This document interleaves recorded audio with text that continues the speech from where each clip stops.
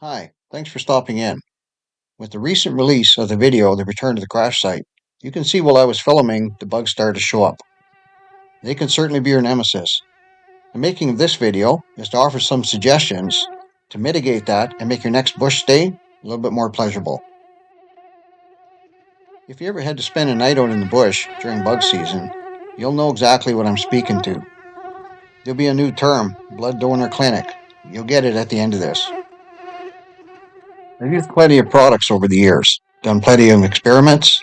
Some work good, some worked even better. In the end, I'll offer and share with you what my suggestion is in the bush.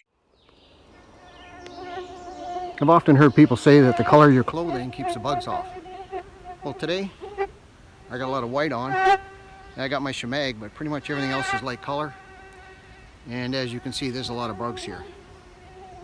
The area, I think, has more to do with it than the color.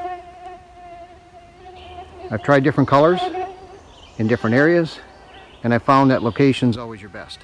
This area here, there's a lot of bugs. I don't know if you can see them on the camera, but they're here. I prefer to find locations where I shut down in the bush that the bugs don't like. No matter what I'm wearing, that seems to make the difference.